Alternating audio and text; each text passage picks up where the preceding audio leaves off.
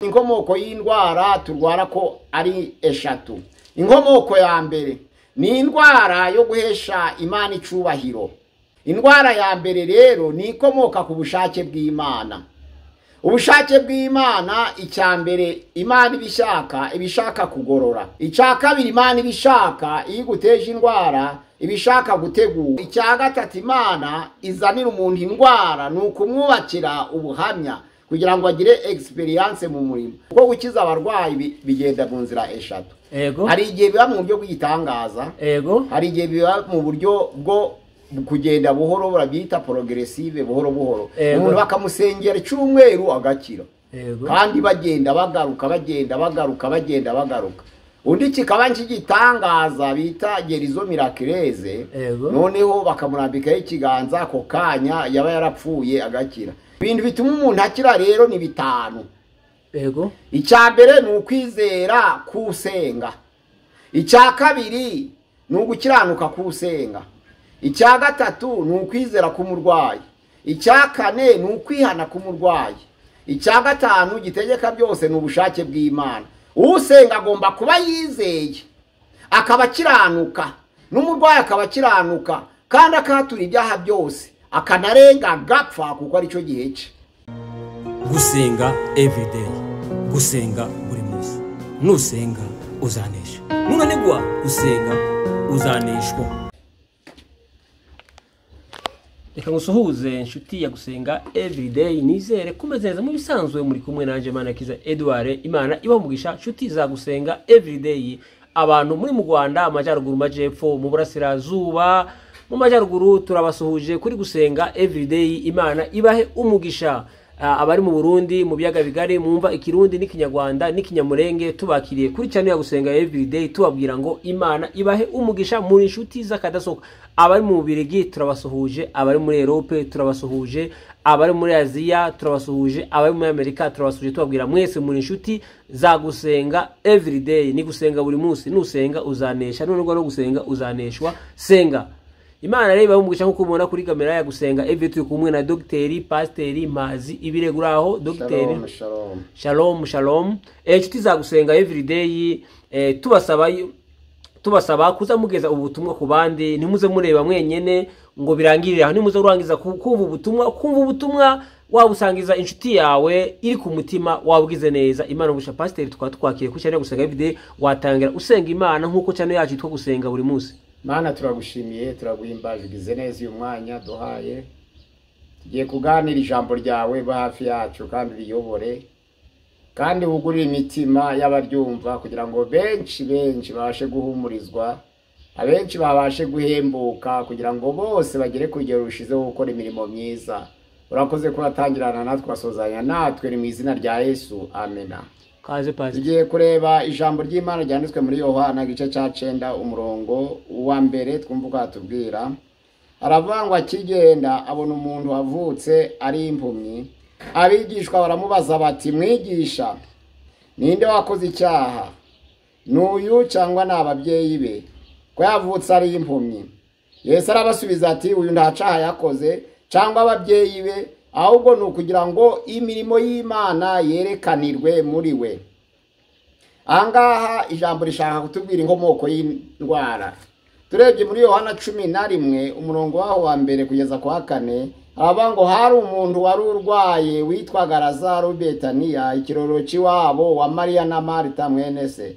Mariya uwo niwe wasize umwami Yesu amavuta ku birenge, akayanaguza umusatsi we. Musaza uwo ni Lazaro wa wundi wari urwaye. Nuko bashiki be batuma kuri Yesu bati, databuja ukunda ararwaye. Yesu abyumvise aravuga ati, iyo ndwara si iyo kumwica, ahubwo niyo guhimbarisha Imana no gutuma umwana w'Imana ahimbazwa. Angaha turareba inkomoko y'indwara turwara. Indwara turwara, abantu benshi umuntu ararwara akaba batoya, n'abadayimoni bamuteye. Handi barwara bakavuga bati ni icyaha yakoze ntiyacihana, akaba ari kuzira ingaruka yacu. Ariko angaha Yesu yashubiza igisubizo cyiza cyane. Umuntu wari urwaye wavutse ari impumyi, noneho ari umugabo amaze gukura, abigishwa babyibazaho begera Yesu baramubaza bati Yesu uriya muntu kuba yaravutse ari impumyi ni icyaha yakoze cyangwa n'ababyeyi bakoze icyaha? Ariko Yesu yarabasubije ngo ntabwo ari icyaha yakoze, ntari ababyeyi bakoze icyaha, ni ukugira ngo imirimo y'Imana igaragarire muri we. Ahangaha rero tubifatanije na Lazaro wari urwaye, ijambo ry'Imana riravuga ngo ntabwo indwara Lazaro yararwaye yari iyo kumwica, ahubwo ngo niyo guhimbarisha Imana no guhesha umwana wayo ikuzo. Nuvuga ngo kurwara k'umuntu bikomoka niyo turareba hano muri Luka ibice 13, Luka 13 rero kwatubwira umurongo waho nuwa 10. Luka 13 umurongo wa 10 haravuga hati nuko ku munsi w'isabato yigishiriza mu sinagoge asangamo umugore ufite daimoni utera ubumuga. Uwo mugore yari amaze imyaka 18 ahetamye atabasha kunamuka na hato. Yesu amubonye aramuhamagara aramubwira ati mugore ubohowe ubumuga bwawe. Amurambikaho ibiganza, muri ako kanya aragororoka ahagarara yemye ahimbaza Imana. Ariko umutware w'isinagoge arakazwa nuko Yesu akije umuntu ku isabato, abwira abantu ati hariho iminsi 6 ikwiriye gukorerwamo imirimo, aba ariyo muzamo mukizwe hatari ku munsi w'isabato. Umwami Yesu aramusubiza ati mwandyarya mwe, mbese umuntu wese muri mwe ntazitura inka ye cyangwa indogobe ye ayikura mu kiraro ku isabato akayijana akayuhira? Kandi uyu ko ari umukobwa wa Aburahamu akaba amaze imyaka 18 aboshwe na Satani, ntiyarakwiriye kubohorwa iyi ngoyi ku munsi w'isabato? Amaze kuvuga atyo abanzi be bose baramwara, abateraniye bose bishimira imirimo myiza itangaza Yesu yakoze. Hano mu Bakorinto ba mbere aravuga ngo ibice 11 umurongo wa 26 aravuga ngo uko muzaja murya uwo mutsima mukanywera kuri icyo gikombe, muzaba mwerekanye urupfu rw'umwami Yesu kugeza aho azazira. Nico gituma umuntu wese uzarya umutsima w'umwami wacu cyangwa uzanywera ku gikombe cye uko bidakwiye azagirwaho n'urubanza rwo gucumura ku mubiri n'amaraso by'umwami.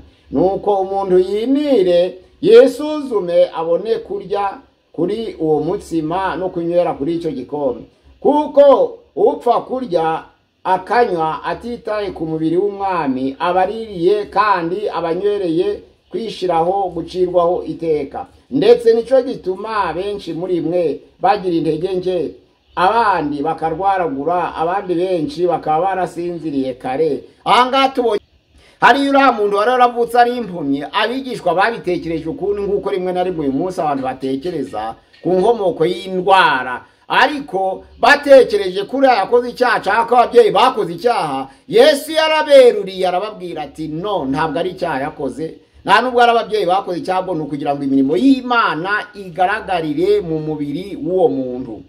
Hariya mu Baheburayo igice cya 12 umurongo wa 6 haravuga ngo Uwiteka Imana ahana uwikunze kandi agakubita ibiboko uyemera kwa umwana wayo. Ni ukuvuga ngo Imana ihana uwikunze kandi igakubita ibiboko uyemera kwa umwana wayo. Hariya mu Baheburayo 12 umurongo waho wa 6 ni umugambi w'Imana wo kugorora. Inkomoko y'indwara rero ntabwo ari ubushake bw'Imana gusa, ahubwo ishobora gukomoka no ku badayimoni cyangwa ikava ku cyaha umuntu yakoze. Ariko ahangaha tubonye ko Imana ibishaka kugorora. Hariya mu Bakorinto ba 2 ibice 12 umurongo wa 7 haravuga amagambo Pawulo yavuze ngo kandi kugira ngo nta kwishira hejuru kuruta ibirenze bikwiye, nibyo nayishuriye n'umwami wanje mpabwa igishakwe cyo mu mubiri, ariyo ntumwa ya Satani yo kunkubita ibipfunsi kugira ngo nta kwishira hejuru. Ariko kuri icyo ninginze umwami wanje 3 arampakanira ati ubuntu bwanje buraguhagije. Iyi ndwara rero yo gutegura umuntu ni ukugira ngo ataza yinjira mu murimo wayo yishira hejuru n'ubwibone. Imana ishaka kugutegura ibanza kugucisha bugufi. Na nizo mpamvu Pawulo yari afite igishakwe cyo mu mubiri, ariko Imana irekura Satani kugira ngo amuteze icyo gishakwe, ariko ari ubushake bw'Imana kugira ngo Pawulo atakwishira hejuru asabye Imana ngo ikimukuremo. Ijwi ry'Imana riramuhakanira ngo ubuntu bwanje buraguhagije, nushaka urware. Ni ukugira ngo yubake ubuhamya. Hariya mu byakozwe n'intumwa igice cyaho cya 9, ibyakozwe n'intumwa igice cyaho ni 9 umurongo wa 15, haravuga hati umwami aramusubiza ati genda, kuko umuntu ari igikoreshwa nitoraniriwe ngo yogeze izina ryanje imbere y'abanyamahanga n'abami n'Abisirayeli, nanjye nzamwereka ibyo azababazwa nawe uburyo ari byinshi bamuhora izina ryanje. Ahangaha ni igihe Pawulo yari amaze guhura n'umucyo agiye i Damasiko kugira ngo ashakishe abantu bose bambaye izina rya Yesu, abagabo cyangwa abagore, abazaniye Yerusalemu kugira ngo bicwe. Ariko akigenda, ijambo ry'Imana avuga ngo akigenda yenda gusohora i Damasiko, umucyo uramutungura uvuye mu ijuru uramugota, agwa hasi yubamye. Ijwi rimubaza riti Sawuli, Sawuli, urenganiriza iki? Aramubaza ati urinde mwami? Nawe ati ndi Yesu uwo urenganya. Ariko haguruka uje mu mudugudu uzabwirwa ibyo ukwiriye gukora. Abagabo bajanye nawe bahagarara badakoma, kuko wumvishe iryo jwi batagize umuntu babona. Sawuli arabyuka, arambuye amaso ntiyagira icyo areba. Baramurandata bamujyana i Damasiko, amarayo 3 atareba, atarya kandi atanywa. Ariko hano i Damasiko hari umwigishwa witwaga Ananiya. Umwami Yesu aramubonekera, aramuhamagara ati Ananiya, nawe ati karame mwami. Umwami aramubwira ati haguruka uje mu nzira yitwa igororotse, ushakire mu nzu ya Yuda umuntu witwa Sawuli w'Itaruso, kuko ubu ngubu asenga, kandi nawe abonye mwiyerekwa umuntu witwa Ananiya yinjira amurambikaho ibiganza kugira ngo ahumuke. Ahangaha Ananiya yaramusubije ati mwami, uwo muntu numvise benshi bamuvuga ko yagiriraga nabi abera bawe bari i Yerusalemu, kandi nino afite ubutware abuhawe n'abatambyi bakuru bwo kuboha abambaye izina ryawe. Niyo Imana yamubwiye ngo genda, uwo muntu ni igikoresho nitoranirije kugira ngo yogeze izina ryanje mu banyamahanga no mu Bisirayeli, ariko nzamwereka nawe uburyo akwiriye kubabazwa bamumpora. Nukuvuga ngo twumvise ko icyambere ari ukugorora, icya kabiri ari ugutegura, icya gatatu ari ukubakira umuntu ubuhamya. Nukuvuga ngo Imana ibifite umugambi mwiza ku muntu iyo imuhamagaye, swate ibishaka kubanza kumugorora, swate ibishaka kubanza kumutegura, swate ibishaka kumwubakira ubuhamya kugira ngo azabashe kubona uko yogeza izina ryayo mu banyamahanga no mu Bisirayeli bose, kugira ngo abantu bose bamenye Imana. Ahangaha rero Ananiya yarazi amateka ya Pawulo, yarazi ko ari umuntu warenganyaga itorero ry'Imana kandi ari umugome, kandi afite imbaraga ziyeshejwe n'abatambyi n'abakuru zo kuja i Damasiko agashaka abantu bose bubahiriza izina ry'Imana, abagabo cyangwa abagore, akababoha akabazana i Yerusalemu kugira ngo bicwe. Ariko akigenda nibwo yahuye n'uwo muco. Inararibonye rero rya Pawulo mu murimo ryaturutse kuri ubu buhamya, uko yahuye n'umuco umutungo yakikubita hasi. Imana iravuga ngo haguruka ugende ukwirakwiza ubutumwa mu banyamahanga. Ariko ahangaha atumye Ananiya baravuga ngo umubwire ko ari igikoresho nitoranirije kugira ngo yogeze izina ryanje mu banyamahanga no mu Bisirayeli. Ariko iri jambo rivuga ngo nzamwerekana ukuntu azababazwa bamumpora, ni experience. Nuvuga ngo Imana ishaka kumwubakira ubuhamya kugira ngo buzabashe kwemeza abanyamahanga n'Abisirayeli bagane inzira ya Yesu Kristo. Ahangaha tubonye umugambi w'Imana kukuzanira indwara, ntabwo ari ukwanga umuntu, kuko Uwiteka iyo agukunze araguhana kandi ngo agakubita ibiboko abo yemera ko ari abana be. Ni ukuvuga ngo Imana ibifite umugambi mwiza iyo ikoresheje inzira ko ari 3. Indwara, inkomoko y'indwara ya kabiri niyo abadayimoni cyangwa satani. Ahangaha umugore yari yarwaye dayimoni w'ubumuga, ariko Yesu amukijije hari ku isabato. Umutware ntabwo byabashe kumunezeza. Ijambo ry'Imana riravuga ngo ararakara cyane, atangira gusohora itegeko rivuga ko abantu bakwiriye gukora mu minsi 6, haba no gukira bakwiriye kuva iwabo atari ku isabato, bakabona bagakira mu yindi minsi. Ariko Yesu ko yarakoze imirimo myiza ku isabato, yamuhaye urugero rwiza, aravuga ati mwandyarya Yesu umuntu ku isabato ntiyazitura inka ye cyangwa indogobe ye akayahura cyangwa akayuhira kandi ari ku isabato. Ahangaha ijambo ry'Imana riravuga ngo uyu nguyu ni umukobwa w'Aburahamu, akaba arwaye, akaba yaraboshwe na satani imyaka 18 atunamuka, ariko imirimo myiza ikabimukoreweho bikababaza umutware. Ijambo ry'Imana riravuga ngo abangaga Yesu arababara cyane, ariko abumvaga iryo jambo hirya no hino baranezerwa kubw'imirimo myiza Yesu yarabashe gukora. Nukuvuga ngo ahangaha ni indwara ituruka ku badayimoni. Satani yashobora guteza indwara, nibyo. Imana nayo ishobora kukuzanira indwara kugira ngo isoze umugambi wayo kuri wowe binyuriye muri iyo ndwara, nibyo. Ahangaha rero muri Matayo 17 umurongo wa 14 kugeza 21 havuga umuntu wari urwaye dayimoni w'igicuri. Ijambo ry'Imana riravuga ngo bamuzanira abigishwa ba Yesu, nyiri uwo mwana aramubazanira, baramusengera, bakora iyo bwabaga, barambura ibiganza, baramagana, ariko umuntu ntiyakira, yararwaye dayimoni w'igicuri. Noneho Yesu aje, wa muntu amuzanira Yesu, aravuga ati ko namujande abigishwa bawe bakamunanirwa, none biti? Yesu aravuga ati mumunzanire hano. Ariko yabangiye kugaba abigishwa, aravuga ati bantu b'iki gihe biyo bagizanzarusha nde kubana namwe, ni mumunzanire.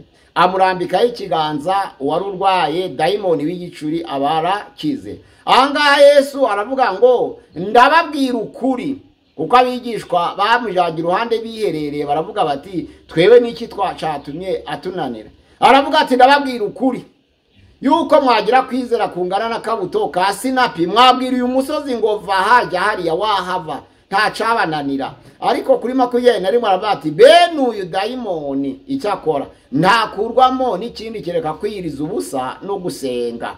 Ahangaha rero abigishwa ba Yesu icatumye bamusengera ntakire, si uko batagiraga kwizera, ahubwo bamusengeye batabanje kubaza Imana ngo basenge bamenye inkomoko y'iyi ndwara. Nibyo byiza rero ku bakristo, iyo bazanye umuntu urwaye ntabwo ari byiza gupfa gusenga utaramenye inkomoko y'indwara, kuko ushobora kunyuranya n'ubushake bw'Imana. Shobora kuba yazanywe n'ubushake bw'Imana kubw'umuteguro wayo, ugatangira gucaha, ugacaha abadayimoni atari bo. Ariko ni byiza kugira ngo wiherere gato, ubaze Imana inkomoko y'indwara, noneho wamagane cyangwa usenge ugendera ku bushake bw'Imana ukurikije inkomoko y'iyo ndwara. Twari dukwiriye kumenya inkomoko.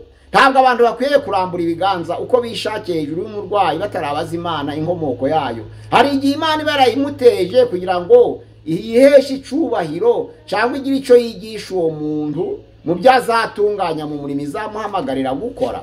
Ahangaha rero iyi ni inzira ya kabiri indwara ikomokamo. Iya mbere ikomoka mu bushake bw'Imana kugira ngo Imana itegure umukozi wayo. Iya kabiri ituruka ku badayimoni, icyo gihe ni ukwamagana nyine. Ariko iya gatatu hano mu Bakorinto ba mbere igice cya 11 umurongo waho wa 26 kugeza 30 havuga ko ku bantu begera igaburo ryera, abo bantu bari bakwiriye kwimira bakisuzuma mbere yo kugira ngo begere umubiri wa Yesu n'amaraso ye. Kwijambo ry'Imana riravuga ngo igituma abantu barwaragurika bakagira intege nke, abenshi bakaba barasinziriye bagapfa, ngo nuko begera umubiri wa Mwami Yesu Kristo batisuzumye batitunganije. Ahangaha rero iyi ndwara ikomoka ku caha umuntu yakoze akagisha ntiyature. Iyo abantu rero bagiye gusengera nk'uyu bakabaza Imana bakamenya ko inkomoko ari icyaha yakoze, bamusaba kwatura bakamwaturisha kugira ngo indwara ye ibone gukira. Hari igihe indwara ikira kubera watuye, hari igihe indwara n'ubundi yanga gukira kubera ari icyaha wahishe utabashe gutunganya.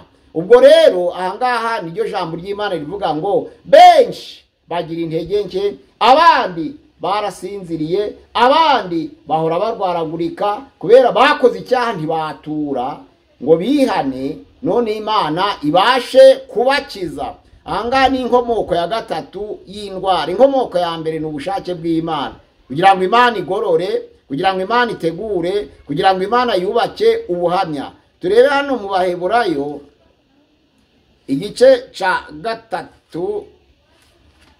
gatanu umurongo waho. Abaheburayo igice ca gatanu umurongo waho wa 8 aravuga ngo nyamara nubwo ari umwana w'Imana yigishijwe kumvira kubwiye imibabaro yihanganiye. Hano kabiri umurongo wa 18 aravuga ngo kuko ubwo yababajwe no kugeragezwa ubwe abasha gutabara abageragezwa bose. Ahangaha rero ni umugambi w'Imana ishaka kuguhamagarira gutegura, kandi mu kugutegura kwayo ibasha kukurekera indwara kugira ngo ya ndwara abe yikwigisha. Nibyo byabaye ku mugaragu w'Imana Paulo, nibyo byabaye ku bakozi b'Imana bakoze umurimo mbere yacu. Ni ukuvuga ngo indwara ishobora gutuma itegura umuntu iyo yaturutse mu bushake bw'Imana. Imana yacu idusange kugira ngo tube turasengera umuntu twarangije kwerekwa inkomoko y'indwara arwaye. Twumvise ko Imana ibikorera kugira ngo yiheshe icubahiro, yubahirize n'umwana wayo, imirimo y'Imana igaragarire muri wa muntu. Abasengera abarwayi rero ni isezerano ry'Imana muri Mariko ibice 16 umurongo wa 15 na 16 kugera kwa 17. Haravuga ngo ariko uwizera akabatizwa azakizwa, ariko utizera azacirwaho iteka. Hari ibimenyetso bigumana n'abizera ngo ngibi: bazirukana abadayimoni mu izina ry'Umwami Yesu, bazanywa n'ikintu cica ntaco kizabatwara, bazarambika ibiganza ku barwayi, bazavuga indimi, bazafata inzoka ntaco bizabatwara, kuko ari ibimenyetso bigumana n'abizera. Icyakora gusengera abarwayi ni n'impano nk'uko ijambo ry'Imana ritubwira mu Bakorinto ba mbere igice ca 12 umurongo wa 8 havuga ngo bamwe Imana yabahaye ubwenge, abandi bahakumenya, abandi bahakurondora, hariya abandi bahakwizera, abandi bahagusengera abarwayi. Gusengera abarwayi ni impano. Ntabwo abantu bose nubwo baba basenze bafite impano yo gusengera abarwayi, oya. Hari abantu umwihariko Imana yahaye impano yo gusengera abarwayi. Ubundi abantu basengera abarwayi bashobora gukira progressivement, ariko gukira mu buryo bw'igitangaza bisaba kugira ngo abantu be barahawe impano yo gusengera abarwayi. Kuko hari Imana yatanze kwizera, itanga gukiza abarwayi, itanga gukora ibitangaza, itanga kuvuga indimi, itanga guhanura, gusobanura indimi. Ijambo ry'Imana riravanga umwuka wera niwe utugenera uko yishakiye kubw'umurimo wayo, kuko umwuka wera ni urondora Imana, umutima w'Imana ikamenya ngo iby'Imana ishaka ni ibihe. Kuko hano mu Baroma ibice 8, Abaroma ibice 8 hano uko aratubwira ngo umurongo wa 26, uko niko umwuka adufasha mu ntege nke zacu, kuko tutazi uko dukwiriye gusenga, ariko umwuka ubwe niwe udusabira aniha iminiho itavugwa. Hano ngo kandi rondora imitima izi iby'umwuka atekereza, kuko umwuka asabira bera nk'uko Imana ishaka. Nizo mpamvu ijambo rivuga ngo abayoborwa n'umwuka w'Imana bose nibo bana b'Imana. Abaroma 8:14. Nuko kugira ngo umuntu amenye inkomoko y'indwara agomba kugira ica ishurirwa kuri yo, atari ugupfa kurambika ibiganza gusa ku barwayi, ahubwo abantu bakamenya inkomoko y'iyo ndwara. Nibyo byiza, kuko umwuka wera, umwuka asabira bera nk'uko Imana ishaka, kuko Imana nayo ubwayo ni umwuka. Abantu rero bakwiye gutegereza ubushake bw'Imana igihe cyo gusengera abarwayi.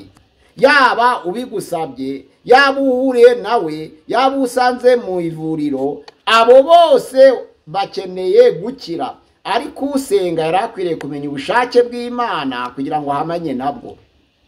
Kandi n'ubushake bw'Imana nabwo bukora imirimo ikomeye, ariko na Yesu aho yagendagenda agakiza abarwayi ntiyakizaga bose, yabakizaga kubw'impamvu runaka, nk'uko byanditswe muri Yohana 5 umurongo wa mbere kugeza ku murongo wa 17 aravuga ngo Yesu agera ku kidendeze i Betesayida. Ijambo ry'Imana riravuga ngo hari ikidendeze mu ruhero cyitwa Betesayida, hari abarwayi kuko hari amabaraza 5 menshi, yari menshi, kandi abarwayi bari benshi. Ijambo ry'Imana riravuga ngo bamwe banyunyutse, abandi ari impumyi, abandi barahetamye, abo bose bategereje ko amazi yihinduriza. Ijambo ry'Imana riravuga ngo uko rimwe na rimwe marayika yamanukaga mu kidendeze agahinduriza amazi, uwabashaga kwinjiramo mbere niwe wabanzaga gukira, kandi akajamo umunyembaraga. Ariko Yesu amwitegereje aravuga ati urashaka gukira? Yaramusubije ati nabuze uwanjugunya mu kidendezi y'amazi yihindurije nkiza undi akantaga kumanukamo. Yesu yaramubwiye ngo haguruka wikorere uburiri bwawe wigendere. Hari benshi kandi bari bakeneye gukira, bari benshi, ariko bose batangira kuvuga ngo uradukura ahangaha yaje, bakibirinduka kugira ngo nabo bakire, basanga Yesu yigendeye. Ni ukuvuga ngo na Yesu nawe yakoraga agendeye ku bushake bwa Data. Nizo mpamvu Yesu yavuze ngo ntaco nkora ntagihawe na Data, nta nuwangiraho ubushobozi butavuye mu ijuru. Nuvuga ngo icyo na Yesu yakoraga yabaga gihawe na Se. Ubushake bw'Imana nibwo budomina, nibwo butegeka, nibwo bukora mu byo dukora byose. Imana yacu dusangira ngo tumenye inkomoko y'indwara. Bamwe barwara kubw'ubushake bw'Imana kugira ngo Imana ibagorore, ibategure, ibubakire ubuhamya. Abandi bagaterwa n'abadayimoni koko. Kwijambo ry'Imana muri Yohana ya mbere 5:19 haravuga ngo erega turabi Imana ariko isi yose iri mu maboko y'umubi. Nuvuga ngo Satani ntatageze ibirenge n'amaboko ye, ariko ico tuzi neza nuko Imana isumba byose. Satani ntatageze ibirenge. Nizo mpamvu ubwo abana b'Imana bazagushengerera Uwiteka muri Yobu igice ca mbere umurongo wa 6, ijambo ry'Imana avuga ngo Satani nawe yihisha hagati yawo. Inzira za Satani rero ni intumwa yo kugira ngo agerageze abera b'Imana bagaragare ko batunganye. Ni ukuvuga ngo igishakwe cyo mu mubiri w'umuntu nico gitunganya umuntu. Nizo mpamvu Yesu yavuze ngo iyi ndwara si yo kumwica, ngo niyo kubahisha Data, niyo kubahiriza umwana wayo. Bisobanura ngo ntabwo urwara ari uko Imana imwanga, ntabwo ukubitwa akagera mu bigerageza ari uko Imana imwanga, ariko igihe cyo kubisengera twari tugiye kumenya haba inkomoko y'indwara cyangwa meme n'inkomoko y'ibigeragezo, tukabona kubisengera. Yaba yarakoze ibyaha akatura, yaba yaraboshwe na Satani nk'uyu mudamu wamaze imyaka 18 ahetamye, tukamusengera twamagana, tukamenya uwo duhangana nawe uwari we. Imana yacu dusage ngo tumenye izo nzira indwara zikomokamo, kugira ngo nidusenga duhamanye n'ubushake bw'Imana. Sengera ko Imana itanga impano z'Imana, abantu bagasengera abagwayi bagakira. Pastor, mu myaka umaze imyaka myinshi uri pastor, ubona ko uri umusaza kandi uri naribonye, wabonye ibintu byinshi, umaze kubona abahanuzi, wagiye ubona abahanuzi, wagiye ubona. Ese pastor, mu myaka umaze mu gipastori ntabo cyangwa ubona kuba pastor wigeze wabaye mwarimu, uraba ugeraho uba pastor, wabaje kuba umukirisitu, ubahugera wigeze umuririmbye? Se pastor nararirimbye. Waririmbye nk'imyaka ingahe pastor? Umwaka umwe. Waririmbye umwaka umwe uhita uba mwarimu. Nyuma none nemura kubaza ikibazo cyanje cyagira giti, ese pastor muri iyo myaka umaze wigeze usengera nk'umuntu ugwaye arakira nk'igitangaza, cyangwa nk'umuntu yapfuye? Kuko iyo myaka umaze ni myinshi cyane, hari ikintu warigeze ubona uti nigeze mbona rimwe cyangwa kabiri cyangwa gatatu byigeze mu maso yanjye mbona igitangaza? Yabaye abakristo bose basengera abarwayi bagakira, nta murwayi w'ikiro, kuko abakristo batarwaye baruta abarwayi ubwinshi. Ubwo rero kuko ari impano, ijambo ry'Imana riravuga ngo umwuka wera yitanga uko yishakiye, ntabwo ari twe duhitamo, ariko ikintu progressive. Yabaye abakristo bose rero bashobora gukiza abarwayi, n'abari kuzimu baravuyeyo. Yabaye icyo gitangaza gikorerwa ku muntu wese ukijijwe. Twasengeye umuntu urwaye arakira, ariko turi mase, tukamusengera turi benshi bagakira. ariko ntabwo ari abantu bakiza, ahubwo ni Imana ikiza, iyo Imana yateguye. Ntabwo rero abasengera abarwayi bose babakiza, oya, uramusengera byahuza n'ubushake bw'Imana kuko nibwo butegeka agakira. Ariko Imana ishobora gukiza n'uwo batasengeye, kuko n'abapagani barakira. Ubwo rero ubushake bw'Imana butegeka byose, kandi iyo umuntu asengeye warwaye cyangwa wapfuye agakira, ntabwo aba ari umukije, ni Imana iba yakoze imirimo yayo. Nkuko nabivuze, aho Yesu yageze ku kidendeze cy'i Betesayida hari abarwayi benshi, ariko akiza umwe, kuko utari umuteguro w'Imana ngo abo bose bakiri uwo munsi. Ego, urakoze pasiteri. Ugana ku musozo, hari icyo wakongeraho? Ni Pasiteri Mpazibego abagejeho ikiganiro c'inkomoko y'indwara. Nimero ya WhatsApp ni 0786696620, 0786696620. Kuri channel ya Gusenga Everyday gukanda subscribe mukabona inyigisho uko zikurikirana.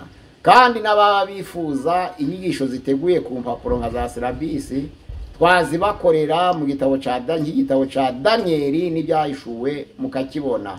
Imana ibahe umugisha, murakoze. Urakoze pasiteri, turagushimiye, tukadushimiye inshuti zacu za Gusenga Everyday, tubasaba nanone kugeza ubutumwa ku bandi. Imana ibahe umugisha. Ikiganiro naho ubutaha. Gusenga Everyday, gusenga buri munsi. Nusenga uzanesha, nunanigwa gusenga uzaneshwa. Senga.